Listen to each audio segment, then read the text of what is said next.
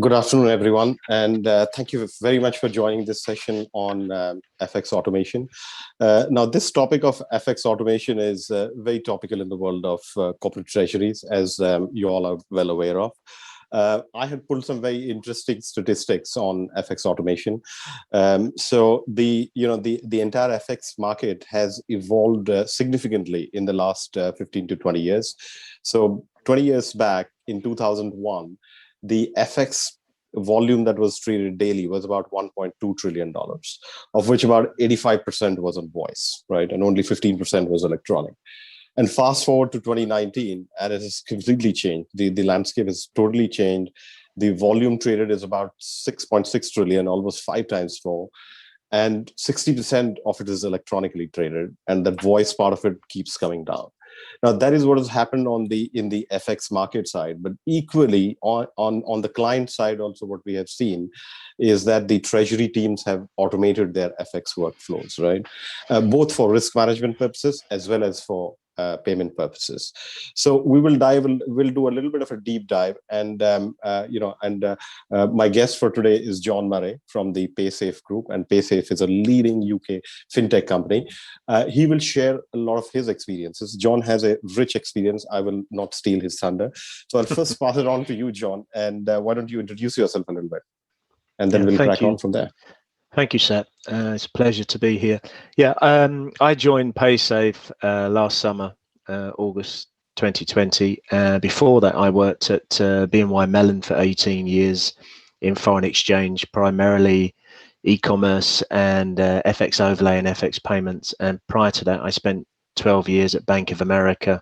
I started in treasury and electronic banking and transition to FX. So as you say, I've lived through that significant change that you alluded to there, and it has evolved significantly. So as you pointed out, I actually think I thought the pace might have been quicker than it has actually developed in that period that you alluded to. So I'm at Paysafe as global head of foreign exchange, and it's a fantastic opportunity for me to transition from a bank to a payments fintech. And as I say, there's a great management company here. It's very exciting to be here at Paysafe, and exciting to be here talking to you.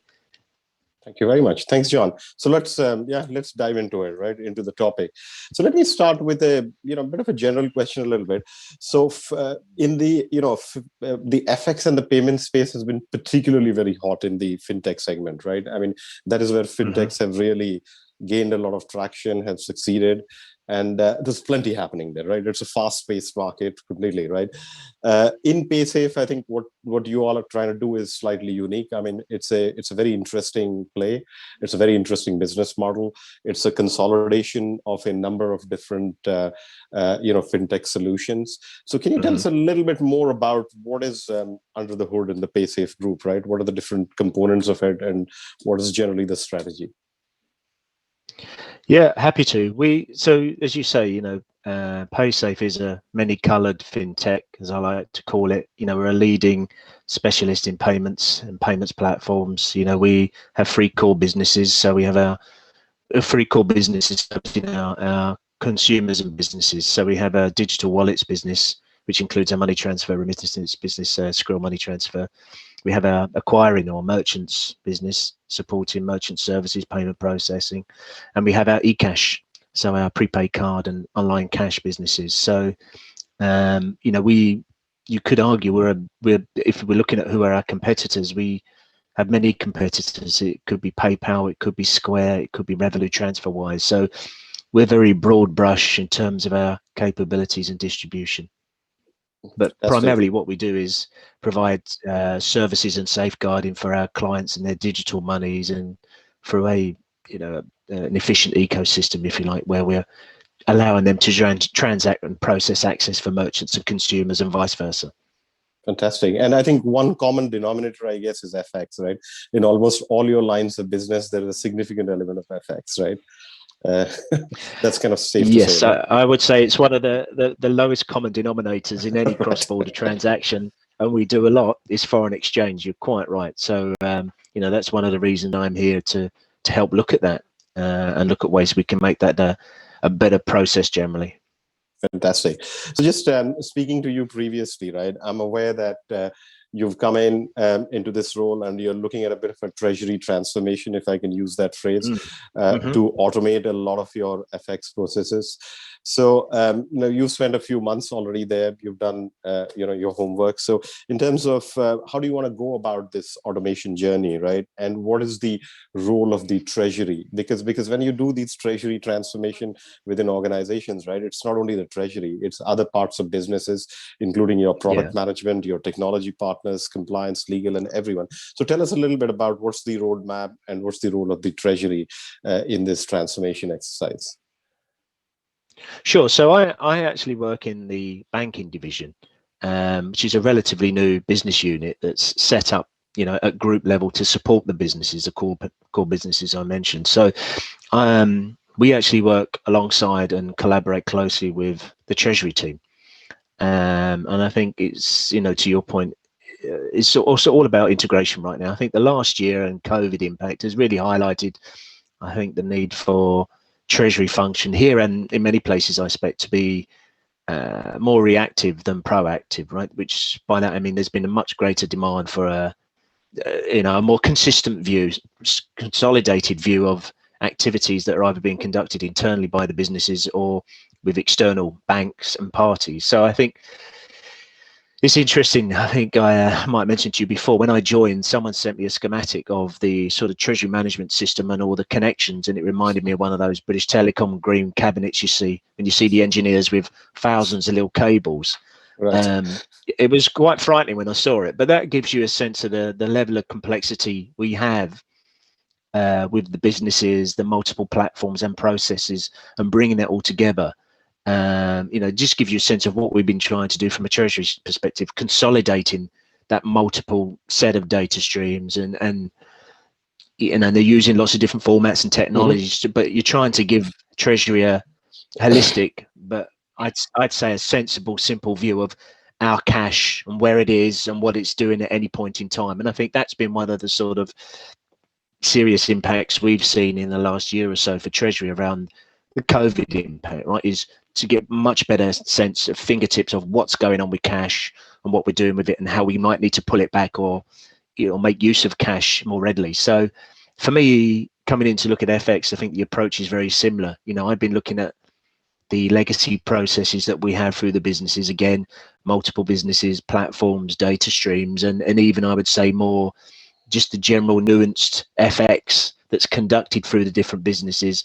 There's a different flavor, transactional FX, different types of transactional FX. And as you can imagine, with a fintech company, we are dealing with lots of different payment methods as well, from, bank transfers to card transfers to digital wallet transfers. So there's a huge amount of complexity, I would say, that we're looking at, and we're trying to take the approach of how we could centralize that and have a much better visibility and transparent view of the activity, same as treasury. But then that will be enabling us to be much more efficient and drive a much better, lower cost model to support the businesses. Fantastic. No, thank you very much. I mean, speaking to you, and I've seen multiple situations as well. All right, these automation, the reward of this automation could be significant, right? Both Absolutely. On the FX risk management side as well as on the transaction side, as you mentioned, right? So, no, thank you very much for that. Kind of a related question, right? Yours is a very competitive space, right? Particularly the FX and the payments part, right? And there are some well-known fintech brands as well that you are competing against, right? So a difficult question for you, maybe, but how do you plan to differentiate against such competitors? Because it's the usual things, right? The speed of execution, the price transparency, the user experience. So what are some of the areas that you want to highlight to your end clients? I think you just sort of touched on it, really. I mean, what do we want ultimately is to have best price, hedge it where we can, and the fastest payment means and settlement process. So, if you sort of take that back and decouple that, that really is our primary aim.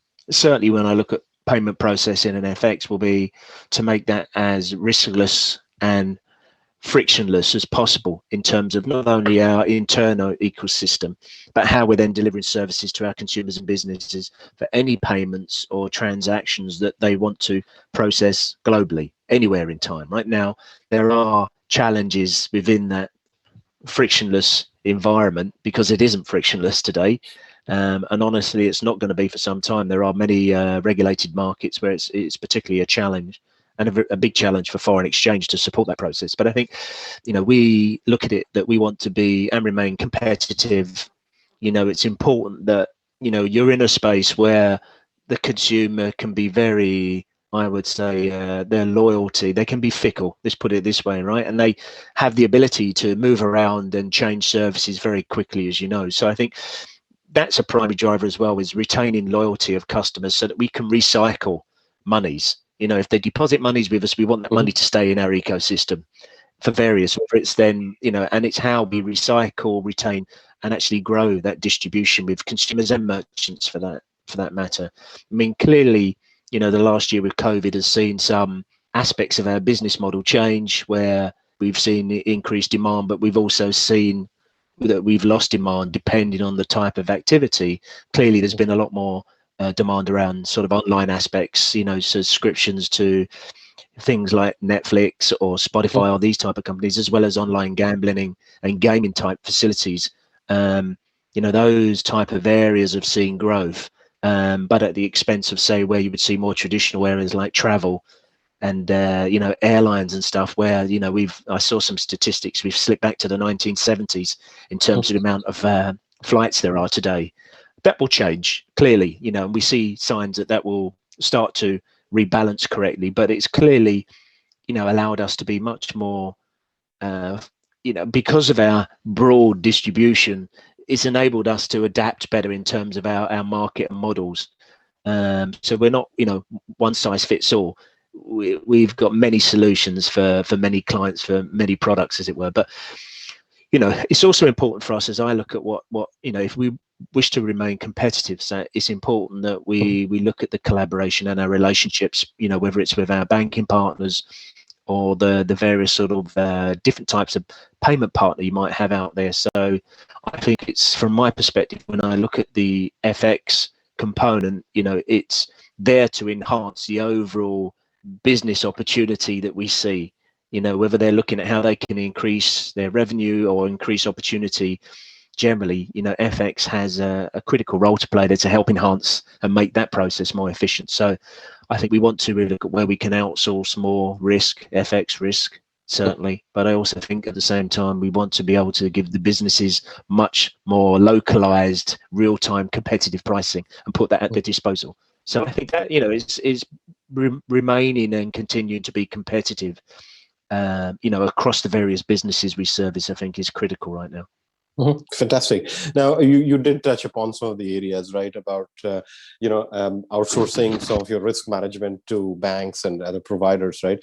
So my follow-up question is exactly that, right, which is around this discussion on fintech and banks. It has kind of evolved significantly in the last 5 years or so, right? And I think it's safe to conclude right now that it is more about collaboration, right, than anything else, right, between the banks and the fintechs, right? And I see that collaboration is almost like a two-way street, right? I mean, the banks provide services to the fintechs. They also consume services from the fintechs, right? And in the world of FX, I think it's quite complementary, right? Because banks are the big market makers and can warehouse risk effectively, and also have access to the payment rails to be able to make delivery of those FX payments, right? So, what are some of your thoughts, and how do you see this collaborative nature of relationship kind of evolving? I can only see it continuing to grow. I think it's absolutely vital. Early day talks of disruption. I mean, that's definitely been replaced by the need to achieve greater collaboration. As you say, the banks are the risk warehouses. They create warehouse risk. Absolutely, fintechs need the banks to function in that respect, right? No, I'm not. That's not a monopoly. That's just a function. Same as Philips are good at making light bulbs. Banks are good at providing FX risk management. They make those markets. So I think that will continue to grow and collaborate and look at ways that we could be more innovative and offer joint solutions where it's mutually beneficial for banks and fintechs to collaborate, whether it's to look at how they distribute products jointly or collaboratively into new corridors and markets, or just look at ways that they can, develop and build new solutions together. Because at the end of the day, it's self-servicing. The banks give access to liquidity and FX. The fintechs give access to broader reach of markets and consumers. So ultimately, they're feeding each other. So I absolutely see that collaboration continuing and working much closer together. And I think it's just, for me, a natural progression, really, where they will come a lot closer together. I think the banks have maybe looked at it historically thinking, well, we'll build out some of this capability ourselves. But I'd like to think a lot of that thinking and mindset has changed into more, well, why don't we outsource where we can to someone who specializes in a specific market or method or payment, whatever it might be, because it's a lot easier, rather than to build, it's easier to sort of actually bond with someone and collaborate, especially when we look at time to market. I think time to market now is so critical. First to market, there is some advantage, but I think it's just a question of getting there in mass and making an impact as well. No, fantastic. No, thank you very much, John. I mean, that is exactly what we see in Barclays as well, right? I mean, we work with a number of leading fintechs, and that's what we see.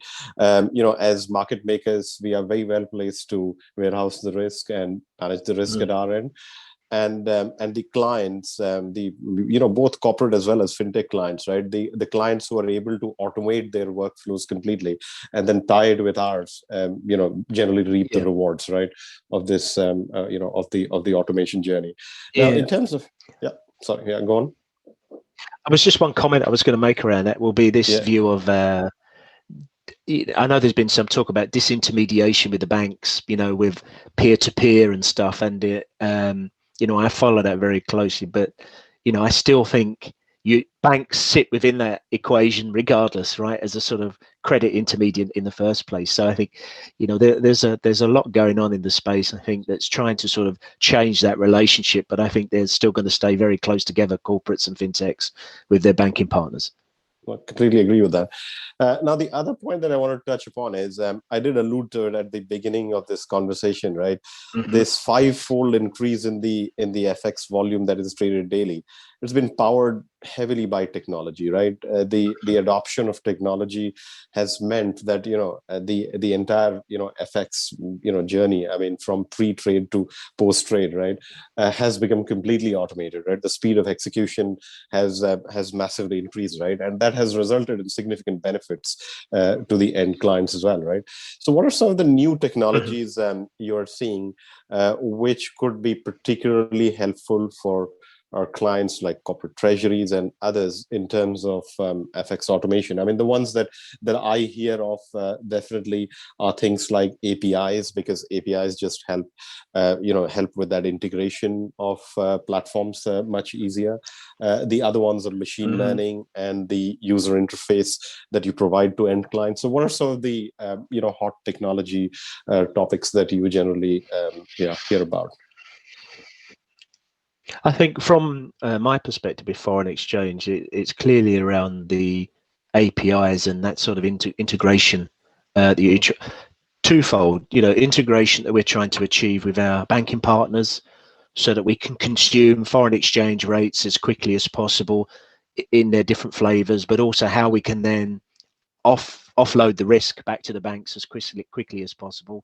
But equally, then how we, when you're in certainly a business like Paysafe, which has multiple businesses, how we create that sort of simple proxy layer, if you like, so that we can integrate and be business agnostic, right? It's not siloed anymore. You're trying to create this sort of group unitized view of activity, which in itself creates a lot of advantage for Paysafe. But I think that's generally the sort of function of Treasury, corporate Treasury, is to create that more centralized hub capability to have good view of activity and how you manage that activity. So I think API components are, they've been around for a long time. I mean, I used to talk about APIs back in the 90s, right? So we used to have machine interfaces, but they've certainly moved on from those days. Whilst there is still file transfer, it is definitely moving on in terms of the speed and efficiency.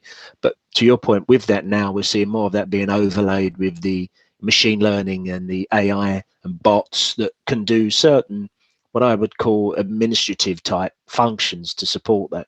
I mean, one big thing for us is always going to be how we can deploy those type of bots, AIs, or machine learning into our ecosystem, because we're going to have lots of repetitive tasks, whether it's scheduling and running reports, it's doing certain reconciliation checks, tolerance checks. But I think, longer term, we want to look at, given some of the markets that we cover, how we can basically detect and monitor anomalies in the ecosystem, whether it's looking for bad data that we want to isolate and control, or just, bad transactions, if you like, that we also want to isolate and control. So I think we're looking, around how we're providing that much more sort of a safeguarding mechanism that controls the flows within our business.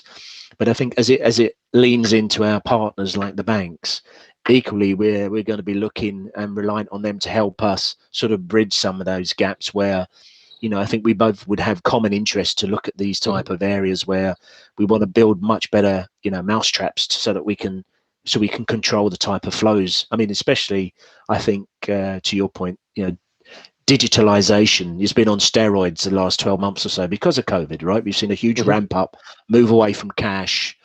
And clearly with that, you're going to see an increase in potential fraud and areas where there's always going to be, someone that wants to move with that, but in a bad way. So I think we all need to be much better at how we detect and stop bad guys entering into these systems, right? And providing a good, fair and transparent service for clients. I think one other thing for me will be how we work around these bureau type services, the banking as a service and remittances as a service. And I think clearly we're exploring and looking at an approach where we can offer more of a full service provision for our consumers and particularly our merchants, build out our sort of e-commerce platform so that we can provide a launch pad for, small, medium enterprises that want to, create and launch a digital platform and have everything that goes with it, sort of laid on. So I think there's a huge growth there, and I think those type of as a service platforms are becoming much more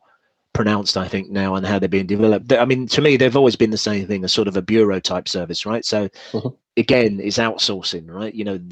A lot of these businesses simply don't have the infrastructure, the manpower, or the inclination to do all that, right? They want to be up and running as quickly as possible, and much of that now can be provided to them as part of a package solution. So I think that's very much the space we see that we'll continue to play in and grow in.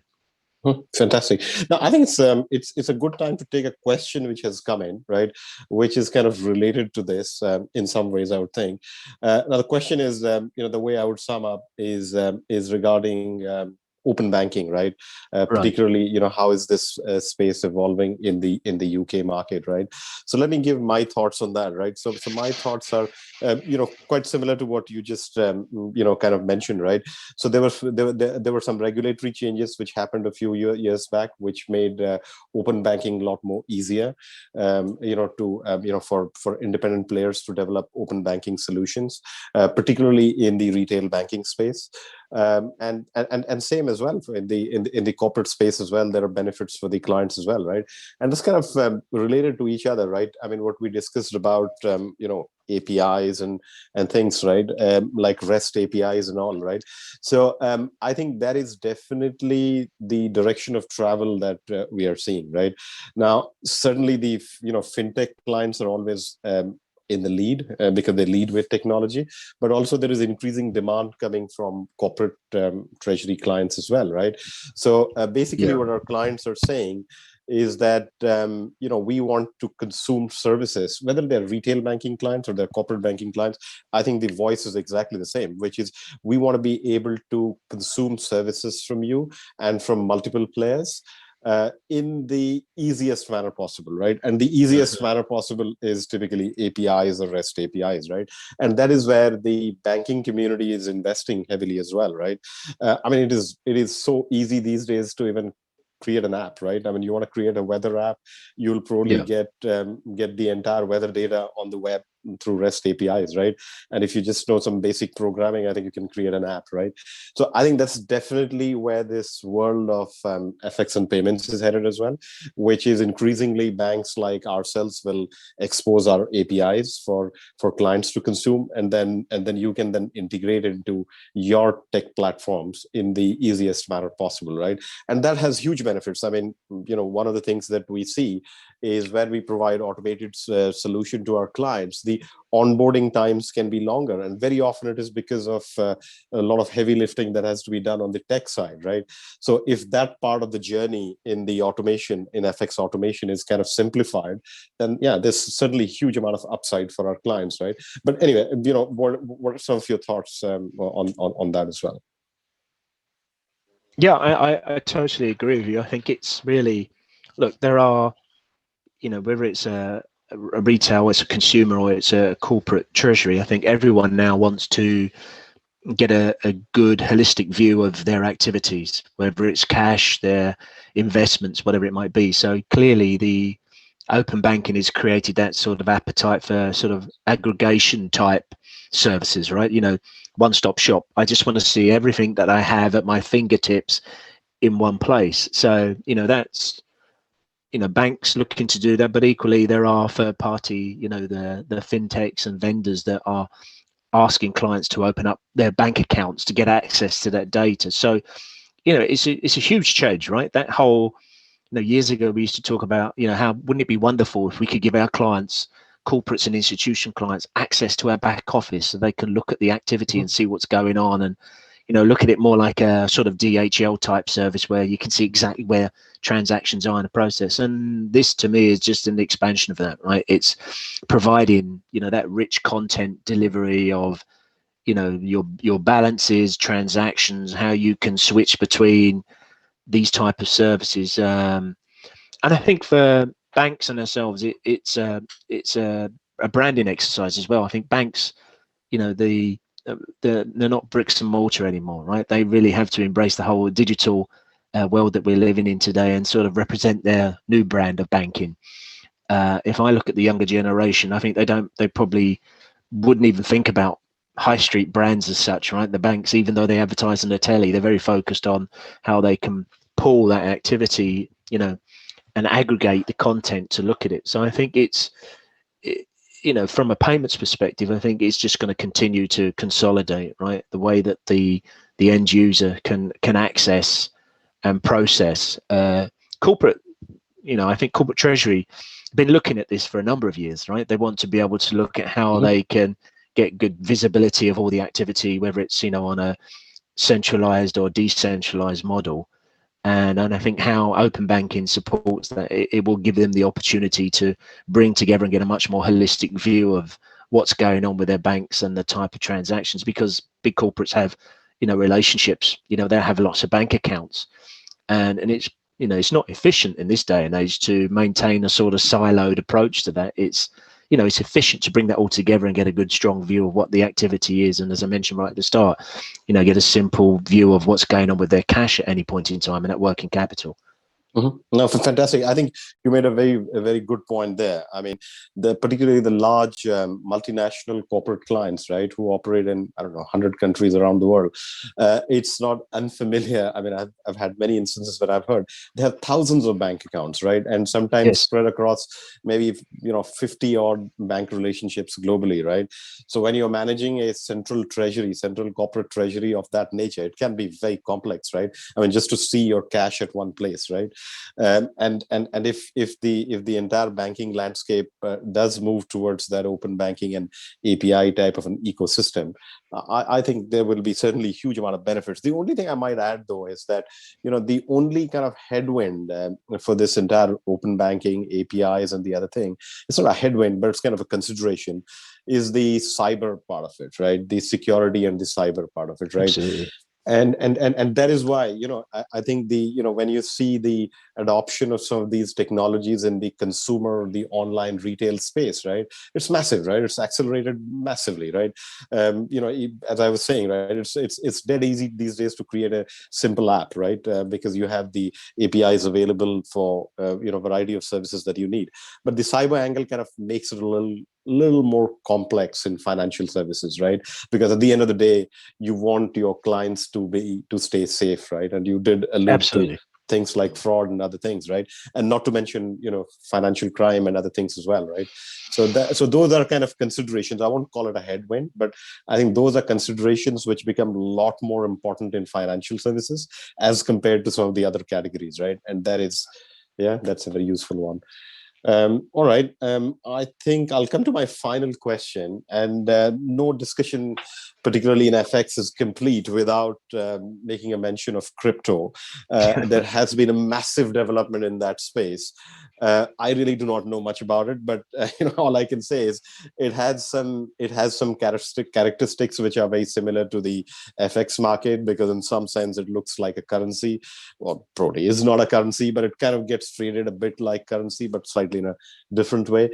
So Paysafe has had some experience, right? I mean, you have a part of your business which is focused on crypto. So what have been some of your learnings or insights? Anything that you can share with the audience would be very useful.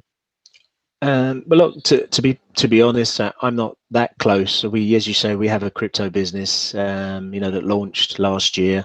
We also are looking at stock trading as well. So, look, I look at them from an FX perspective. Simply, where there is cross-border transactional flows, as we mentioned earlier, FX is the lowest common denominator. So there will be a requirement for me to support that, for us to support that FX in due course. And I think it's really where, again, when we look at our businesses and the demands of our consumers and merchants, clearly there is more appetite to introduce crypto into that mix as an alternative, payment method, if you like, as well, right? So it's just early days, I would say, but I think I'll be looking at same as I would look at any approach to FX. It's another use case that we identify, and then we just need to make sure that we can manage that efficiently, both from our perspective and the risks, but also providing good service for our clients, the consumers and merchants. Yeah, I'm not sure, like you are following all the press, a lot of noise about GameStop and Bitcoin and everything else. It's huge now, right, with Tesla and the changes there. But someone said to me recently, and I know I mentioned it to you, that, getting into crypto is a bit like walking into a big football stadium. It's very easy. But when you want to leave, the exit's like a little bathroom window you've got to get through, right? So that's part of the challenge now, I think, is really just opening that up and making sure that it's regulated correctly as well. To your point, I think, when we look at fraud, cyber, all these, we need to make sure that we've got strong oversight and governance around all of these approaches, us, but I think the market generally, in how we want to offer these type of services. So I think that definitely goes hand in hand with collaboration we need, not only with the likes of your good selves, but also the regulators and anyone out there that helps bring that sort of discipline around these new types of asset classes, if you like. Perfect. Thank you very much. So on that note, we can conclude the session, I guess. So John, thank you very much. Thanks a lot for sharing all your insights, and wish you all the best in the treasury transformation journey that you're doing at Paysafe. And we're always, happy to help. On that note, we can conclude the session. And just a reminder for the audience that the recording of this event will be available on the event platform. So please feel free to review that. And thank you very much. Thanks a lot. Bye. Thank you. Bye-bye.